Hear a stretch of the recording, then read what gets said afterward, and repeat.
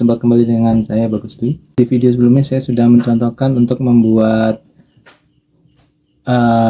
load balance ya menggunakan metode ECMP. Kali ini saya akan mencontohkan membuat load balance metodenya menggunakan PCC atau per connection classifier. Jadi koneksinya itu diklasifikasi setiap satu koneksi.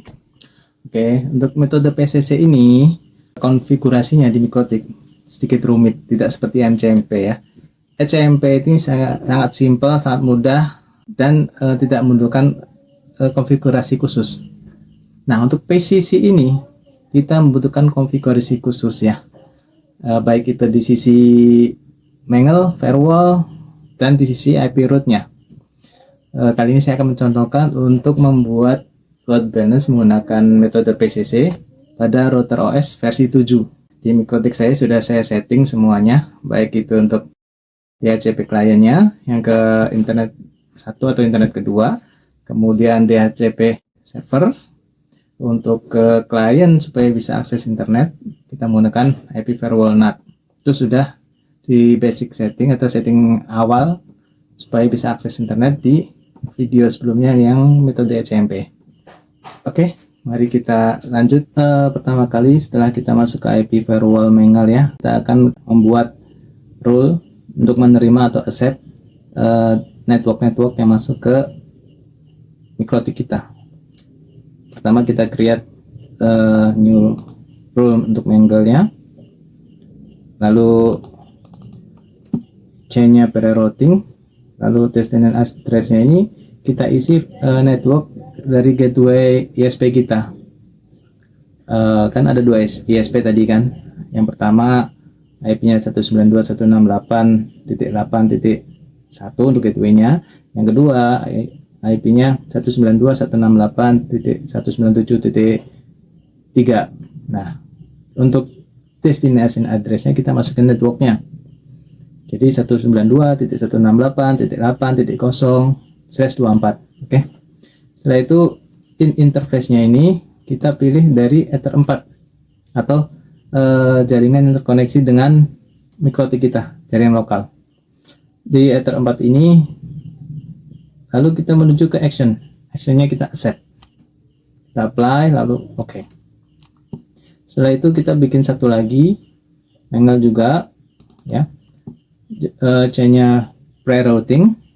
Kemudian destination address-nya juga ke arah ISP yang kedua atau inet kedua dari topologi yang saya create itu inet kedua. In interface-nya sama seperti yang sebelumnya, yaitu Ether 4 atau jaringan lokal network kita. Setelah itu langsung kita ke action, kita accept. Oke, setelah dua ini karena ada dua ISP kita bikin dua. Untuk terangannya ya, mangle yang pertama ini itu sebelum di routing di Mikrotik itu ada masuk in interface-nya dari Ether 4. Ether 4 itu jaringan lokal kita. Itu ada yang masuk ke Mikrotik, ya kan? Tapi sebelum diproses routing oleh Mikrotik, ya, action-nya di accept atau diterima. Jadi kita mengizinkan akses dari lokal tadi Ether 4 yang kalau tempat saya ini di Ether 4 ini menuju ke internet pertama atau ISP pertama, network itu pertama. Itu di accept. Jadi diizinkan ke situ. Kemudian yang keduanya ini kita juga mengizinkan dari jaringan lokal kita atau accept dari jaringan lokal kita pada saat masuk ke Mikrotik dan sebelum diproses routing itu kita accept. Jadi kita terima dari sisi Mikrotiknya, oke? Dari Ether 4 menuju ke gateway-nya inet kedua.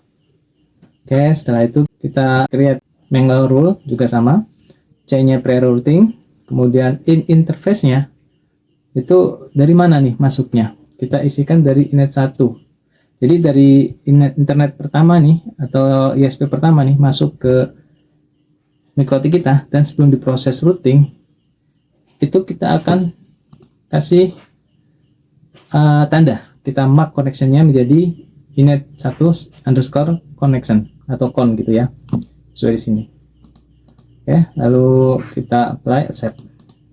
Kita create lagi baru chain-nya pre-routing, in interface-nya dari internet kedua atau ISP kedua ya. connection marknya kita tandai ini merupakan connection kedua atau inet 2 connection. Lalu setelah kita menandai dari internet pertama dan internet kedua, itu kita create new connection ya. Kemudian kita membuat rule PCC-nya per connection classifier-nya. Nah, di rule PCC-nya ini kita create baru chain-nya pre-routing akan masuk ke routing. Terus interface-nya itu dari lokal jaringan kita, dari Ether 4 itu masuk ke MikroTik. Nah, pada saat masuk itu kita ke tab advance itu kita nyalakan per connection classifier. Kita menggunakan yang port address. Port address ini berarti dia akan membaca source address dan destination address. Nah, karena ini ada 2 ISP, maka di kolom kedua ini kita isikan 2 dan di belakangnya dimulai dari 0. Setelah itu kita ke action, kita mark connection-nya ya, kita mark connection sebagai inet 1 connection, kita apply lalu oke. Sama untuk yang inet kedua, kita chain-nya pre-routing, interface-nya dari Ether 4 dari jaringan lokal kita. Lalu di advance ini per connection classifier-nya kita samakan port address. Kolom kedua itu diisi 2, sama kan saya sebelumnya. Dan yang kolom ketiga ini diisi 1 ya. Kemudian action-nya kita tandai connection-nya sebagai inet 2 connection. Kita apply lalu oke. Nah, untuk rule per connection classifier-nya sudah kita create di Mangle. Lalu setelah itu kita membuat routing-nya, create baru, chain-nya pre-routing juga, interface-nya dari jaringan lokal kita Ether 4, connection mark-nya inet 1 connection. Oke. Setelah itu kita langsung ke action, lalu kita pilih mark routing ya. Oke, di mark routing kita isi di bagian new mark routing ini, kita ketik to inet 1. Oh, nggak bisa. Nah, ini di router OS versi 7 kita tidak bisa mengetik di new mark routing sini, tapi kita akan membuat dulu routing table. Oke, kita pergi ke routing, terus table, lalu kita tambahkan lagi, tambah baru, kita kasih nama to inet 1 ya. Kita oke, lalu apply dulu, kita tambah baru lagi, namanya kita kasih to strip inet 2, kita apply lalu oke. Oke, di table sudah ada 3 nih ya, yang main, yang to inet 1 sama to inet 2. Oke, setelah itu kita kembali ke IP firewall Mangle kita tadi tuh, chain-nya pre-routing, lalu interface dari Ether 4 ada akses dari Ether 4 masuk ke MikroTik, tapi sebelum di routing ya kan, itu sudah koneksinya sudah di mark atau ditandai sebagai inet 1 connection. Lalu kita ke action, nah kita ke mark routing, lalu new routing mark, kita pilih yang di sini sudah muncul nih, kita nggak bisa ketik tapi kita harus pilih sini, kita pilih yang to inet 1. Oke, pas stroke-nya kita senang saja default, nggak apa-apa, kita apply oke. Yang kedua untuk inet 2 juga sama ya, chain-nya pre-routing, interface Ether 4, connection mark-nya itu dari inet 2_con, kemudian action-nya kita tandai itu sebagai routing apa, kita mark routing to inet 2, kita pilih sini to inet 2, kita apply lalu oke.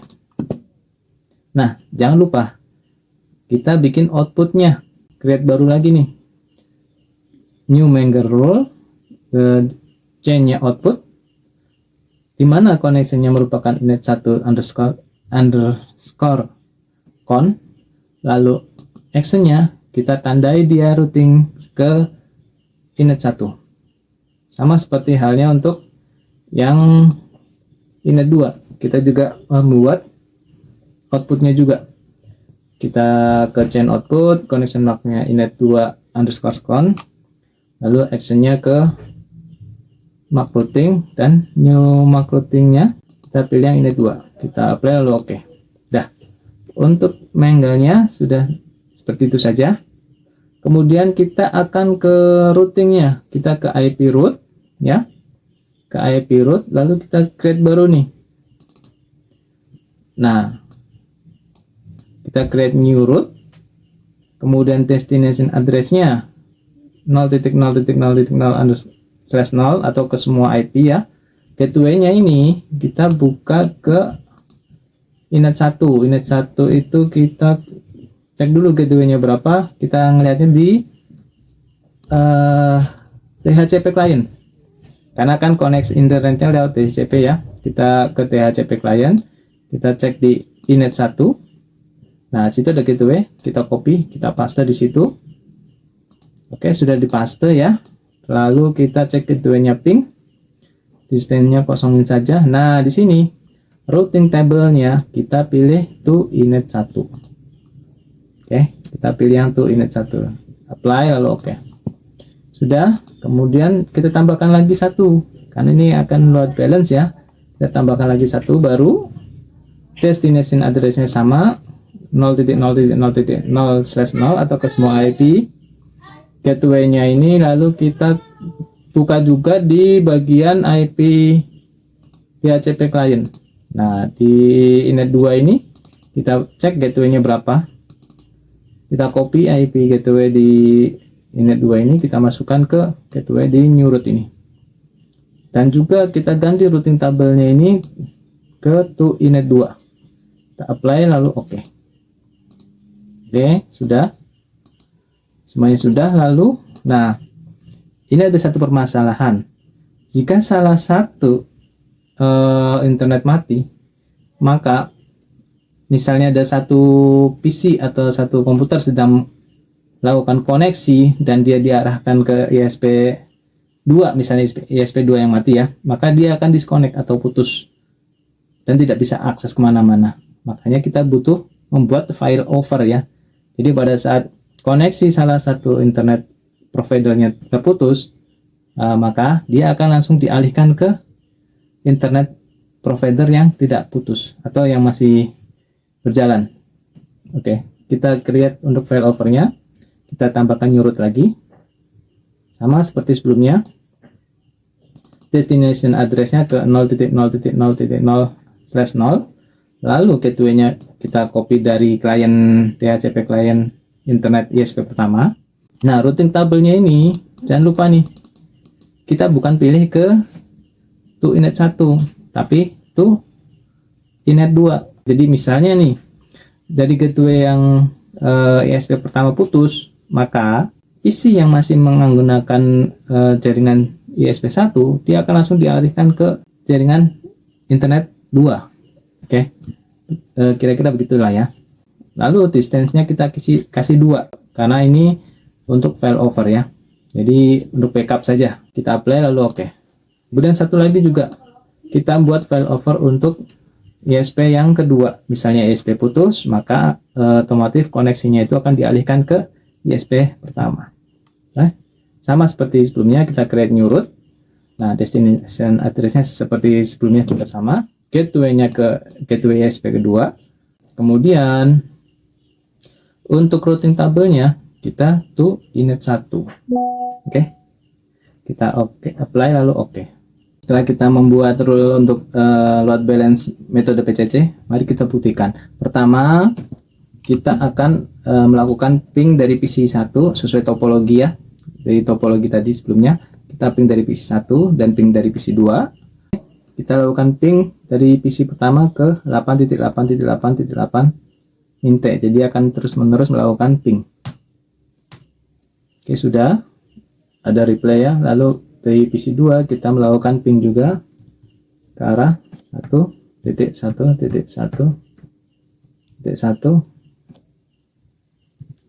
int. Oke, sudah ada replay juga. Lalu kita pergi ke tool torch ya. Ya, kita ke tools lalu torch. Nah, di tool torch ini kita interface-nya pilih yang init 1, lalu kita start. Oke, bisa dilihat yang masuk ke init 1 atau ke jaringan ISP pertama itu yang ping ke arah 1.1.1.1 ya, dari PC 2. Kemudian kita coba ganti interface-nya ke init 2. Lalu kita coba klik start. Oke, bisa dilihat juga nih, ya kan? Di PC 2 yang di PC 2 di tool torch yang interface init 2 ini ada proses ICMP atau ping dari PC 1 yang mengarah ke 8.8.8.8. Oke, jadi untuk load balance-nya ini PC 1 dan PC 2 sudah terbagi ya, kedua ISP.